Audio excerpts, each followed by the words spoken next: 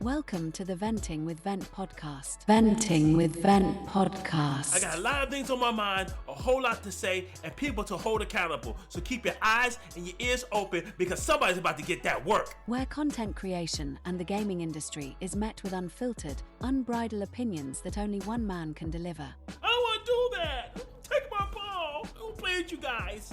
That's PlayStation. I don't want to play with you guys. We're the all-time best system. Whether it's life's little annoyances or the big issues that keep you up at night, we're diving in head first. Go to work and you do your job, and your employer says, payday's Friday. Half that check belong to us. Say, wait a minute. I did the work. You going to take half too? Well, yeah. Well, why? You need it?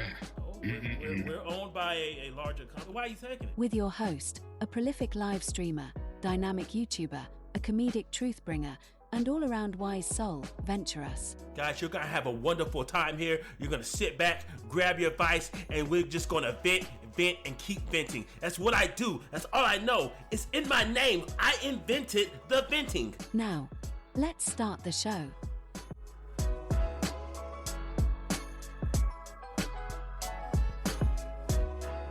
Welcome back to the VWB podcast. I'm your host, Venturous, and this is episode 10. Nintendo sucks. Yeah, I said it. Yeah, Nintendo sucks, man. I really don't want to really make this episode because I want to actually have a contrary opinion about this, but I've always felt this way about Nintendo ever since I've gotten a little bit older into adulthood, and I would say at least for the past about 20 years. I just don't think Nintendo has really done what they really could have done in the way of innovating different things. But yeah, we'll be talking about that, and I'll be explaining to you why I think Nintendo just ultimately just sucks, especially in this year, which is 2025, man. But to do that, we got to talk about the good times about this particular thing. You know, we have to talk about Nintendo and its inception. You know, at least for me, when Nintendo was actually doing what it was doing, right? So I remember way back when I was a young little adventurous. I remember actually getting my very first Nintendo. I was about 5.5, 6 years old. I remember we had an actual Atari system, which was one of the first video games we had. We had the Atari, the 7200, I believe. We had that going on, and we were playing the actual Atari, and we actually had a slew of games from it from one of our neighbors, where one of my older brothers actually got like a box full of games. So we played that for a little while, but we had cousins that lived next door to us, and they actually had a Nintendo. So we saw that Nintendo. So games that we grew up on, you know, the Mario and the Duck Hunt, and all the other different games that we would play, that would be like Zelda. We played a ton of Ninja Gaiden and all types of different games like that. And so we kind of knew what a Nintendo was, and we saw the magic of it. You know what I mean? These 8-bit graphics that we thought were revolutionary at the time.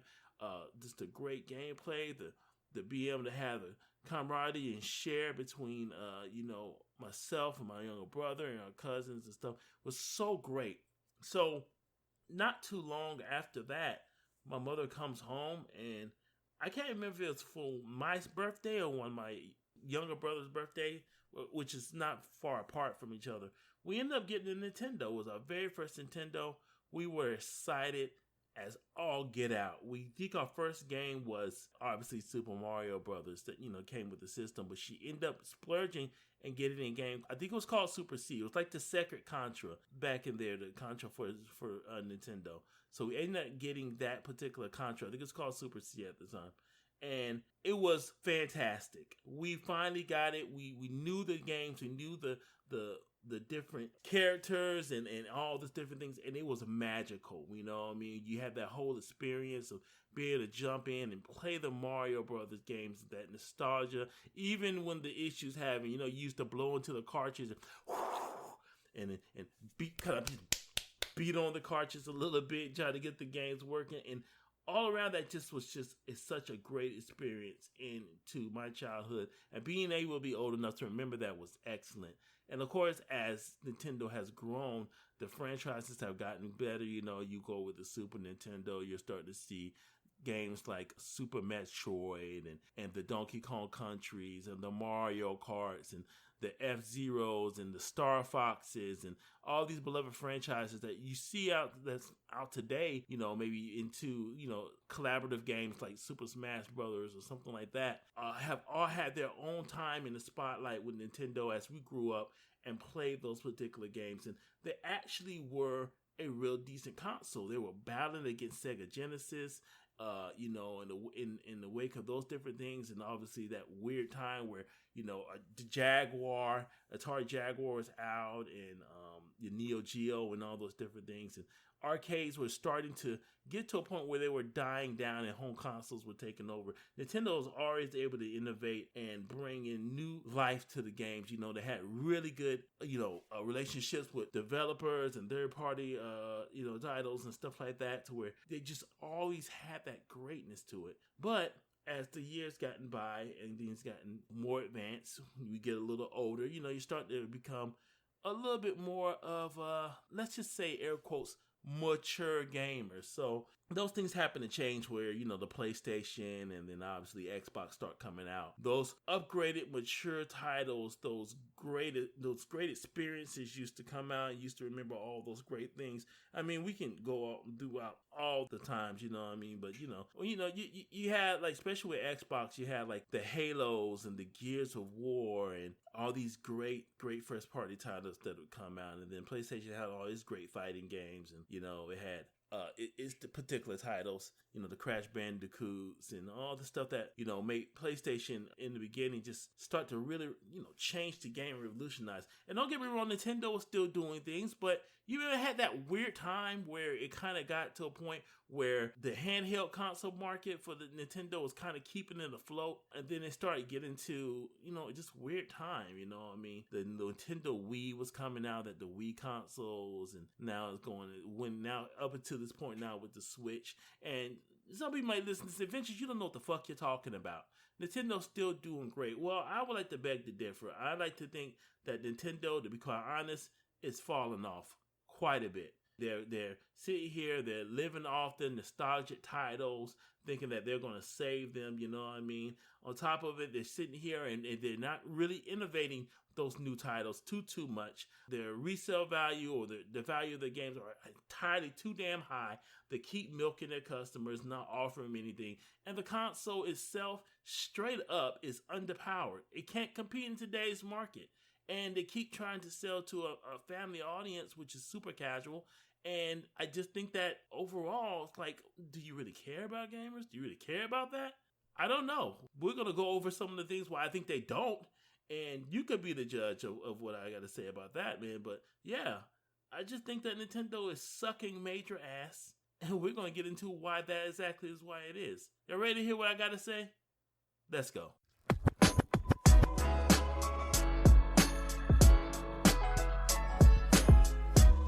Okay, guys, if you're being real with yourself, Nintendo sucks in today's modern age, man. In 2025, Nintendo is sucking ass. And we don't have to look any further other than the Nintendo Switch at the moment. I mean, let's just be honest. They do have a tendency to reinvent themselves and add changes to their consoles. Don't get me wrong there. But who cares when you can't really game on them? Like, the Nintendo Switch is, like, it's cool, but it's highly underpowered. Think about if you were a PC gamer. Now, if you had a PC that was outdated about 12 years and you wanted to currently game on today's thing, you wouldn't even consider yourself a PC gamer anymore. You would be like, what the hell? I can't play anything. Unless it's like Fortnite or something free to play or something cheap or something like that. Nintendo don't even care, bro. Their stuff is highly underpowered. They don't put really decent enough hardware in there to really halfway compete, So think about the newer titles. I can almost guarantee you about 80% of the newer titles that's multi-platform do not come out on the Nintendo Switch because the hardware is so bad. It's so bad. Also, you have to look at what it's really going up against in the market today. It's going up against like PlayStation 5 and Xbox Series X, even the Steam Deck. Literally a handheld Steam computer that runs Windows and Steam games. Games that mostly the Nintendo Switch just can't even keep up with. It's probably direct competitor. And it's a better option for really not that much more money, right? You think about it as well, graphical fidelity, they don't even have the ability to really have 4K resolutions, if, that thing matters to you. But those type of things don't really allow for any real enhancement into gaming that you would really want as a serious gamer. Like if you got kids and maybe y'all want to play Mario Kart and sit here and jump into, Splatoon or what have you, then okay, fine, go do that. But, it's just like, it's kind of a waste of your time, really. You know what I mean? It's like they have also that. The online experience is also pretty damn bad. There's no real decent online experience when it comes to playing a lot of these games. I mean, you can do that, but who really boasts about, man, I love just jumping in and playing multiplayer on the Nintendo today, you know what I mean? No, it mostly sucks. It's just bad, It's crazy bad. Think about other things like that, man. Also, when's the last time you really seen them actually make a first-party titles? Everything's a remake now. That's another reason. So talk about like Skyward Sword and Mario's 3D All-Stars. They just keep remaking a lot of these titles over and over and over again. And it's like, you just beat people over the head with it. Like, damn, how many times can I play this game and not just completely decide to say, no, you just beating me with these titles. I don't want to play these no more. Okay? Can we be like everyone else and jump in and get something there? I don't want to spend my hundreds of dollars and being stuck with these same titles that I've played years ago. Not to mention that the titles is crazy high. You ever seen the retail value of a Nintendo Switch game or any Nintendo game? They have the highest retail value ever. Like, I don't know how you can get an old Mario Party and it still be $50 and it could be 10 years old from the Nintendo store. You know what I mean? It's like, get out of here with that, bro. I mean, who's going to do all that? I mean, in today's economy where, it's a luxury to be able to properly game and be able to jump in and play newer titles and spend a little bit of money for your enjoyment. Man, doing that of these games, man, Nintendo, they just lost their mind when it comes to that, bro. They lost their mind big time. And another thing I definitely want to mention, which I think is extremely important to a lot of you guys who are really into the glorious days of Nintendo. They're great titles. They're titles that make you really say, you know what? No, I fight for Nintendo. I don't agree with what you got to say. Well, let's talk about one of the biggest things, and that has to do with the fan games, the emulation portion of these games. Feeling sluggish or running low on fuel? It's time to power up with Glitch Energy. Whether you're tackling a difficult boss during your gaming speed runs, or pushing through a tough project, or you just need an extra boost during the day, Glitch Energy gives you that sustained energy you need without the crash. Packed with essential health benefits such as gluten-free, non-GMO, no fillers, and keto-friendly, Glitch Energy supports mental focus, clarity, and endurance, all while keeping your body in peak performance. With a variety of delicious flavors to choose from, there's something for everyone, no matter your taste. And the best part, it's affordable, so you can enjoy premium energy at a fraction of the cost of those other big brand names. You can click the link in the show notes or visit www.glitchenergy.com. That's www.glitchenergy.com for a special offer to all of my listeners. Use code VDG10 to save 10% on your purchase at checkout. Again, that is code VDG10 to save 10% on your total purchase. And remember, every second counts with Glitch Energy. Now, it's no secret that most people who do play a lot of Nintendo games and don't own Nintendo tend to actually go in and find ways of emulating older, outdated titles. I mean, titles that are at least 30 years old, that are just out at 30 years old. No one's really particularly, they're not on the market. They can't really sell them to that level. And when they do sell them, they sell them on the Nintendo store for extremely high amounts of money. And of course, we're not even going to get into their online store, and it's just an absolute mess.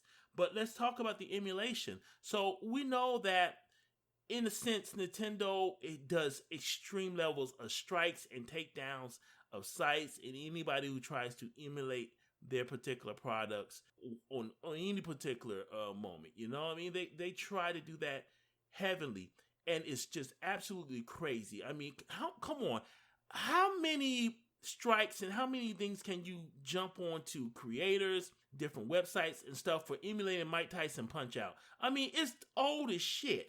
You know, get the fuck out of here. I mean, I'm not going to sit here and pay $30 on the Nintendo store, meaning I had to buy a Nintendo Switch. First off, let's not forget that.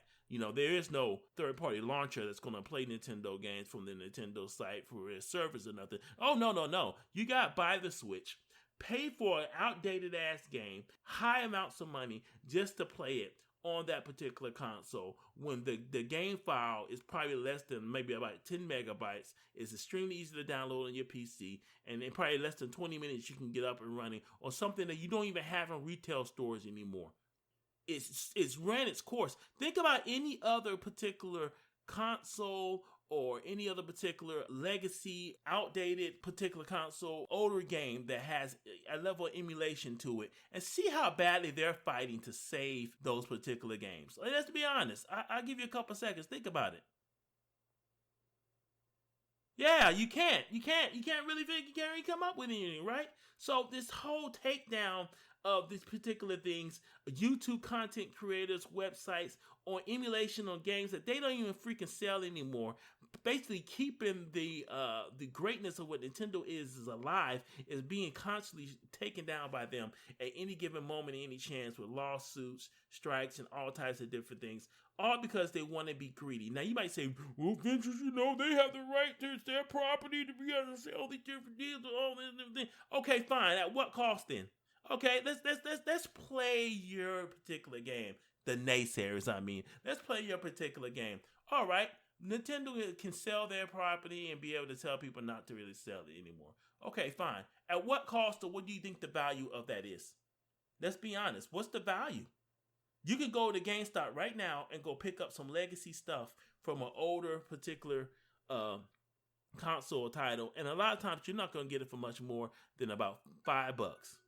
You know, you're not going to get it much more than $5 or anything like that. You're not going to find it. You just aren't. It's going to be cheap as shit. Nintendo wants to charge you like $50 for something like that, man. It's like, that's the only way of being able to get that. I say this was when you were at your best. The best that you ever can be and probably will be. And now you're just sitting here taking that away from people. If anything, that allows people to actually be able to say, you know what? Maybe I want the real experience. Maybe I will look for that old particular console, those older games. Even if you're not a collector, you might go back and look for those particular things. But nope, leave it to Nintendo. Let us sit here and charge you and take from you, the loyal Nintendo fans, as much as we possibly can, and sell you these titles a million different times, so you can sit back and pay all this money that you shouldn't be paying for in the first place for a game that's literally 30 years old. Now, remasters is another thing, and we know they're really big about, reiterating a new version of the game that is out. You know what I mean? We know that's what they're going to definitely be doing, right? But the actual same game, they want to sit here and charge for it. That is the biggest thing that pisses me off about them the most. They don't want to take away that actual ability and to help the community,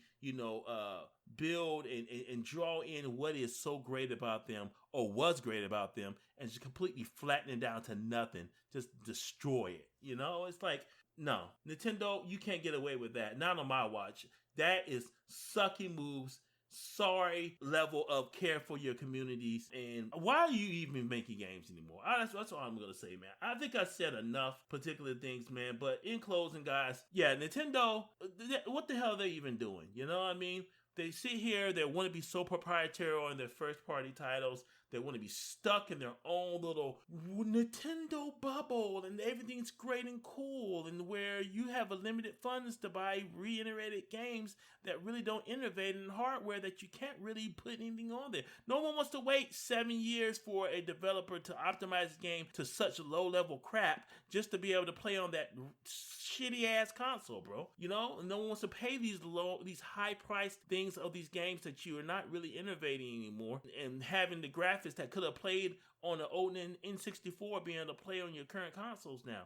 No one wants to sit here and deal with the lack of real decent online connectivity and decent community of people who actually want to play your games online outside of the general party games. People are stuck with that. People want to be able to get a decent catalog of things. I mean, look at Steam. Look at what Xbox and some PlayStation. Well, PlayStation's another story for another episode, which we'll get into that soon. But at least they're trying to innovate their older titles and make them worthy of actual decent gameplay and people being able to play those titles for what they were. Nintendo wants to take all of that away from you, and overall, listen, they just freaking suck. They need to go the way of the dinosaurs, or Blockbuster, or Kmart, or, I don't know, Dreamcast. Okay? It's about time for them to die off, okay? You know what I mean? You lived your time. Go to the wayside and let us keep emulating those games, and you can just shut up about it, right? I don't know what you guys think about it, but that's my take on it, man. What do you guys actually think about do you guys agree Nintendo sucks? You got an idea? You'll say, listen here, I'm going to tell you all about your self-interest. You're an idiot and you don't know what you're talking about. Cool. Feel free to hit me up on Twitter and let me know what your thoughts and opinion is on this episode. You can definitely find all my social links in the show notes. Definitely check them out there. My link tree will be there. If you actually are interested in being a guest on the show, maybe you want to have a contrarian view on any topic I talk about or something maybe that you want to talk about, maybe promote yourself, feel free to also hit me up on Twitter, and we'll talk about it, and we'll make that happen. And I still tell you Nintendo sucks to your face. Because they do. But other than that, guys, man, we're going to call that an episode, man. I appreciate everyone coming in and listening and stopping by and enjoying the episode. Until next time, where we talk about more things off the top of my head, the only way I can do it, man. So always remember, guys, you never have to worry about venting because Ventress has got you covered. See you next episode. Have a good one. Peace. Thank you for listening to the Venting with Vent podcast. Please like, download, and share the podcast with others. If you'd like to be a future guest, contact Venturus via x.com or through email. Links are in the show notes.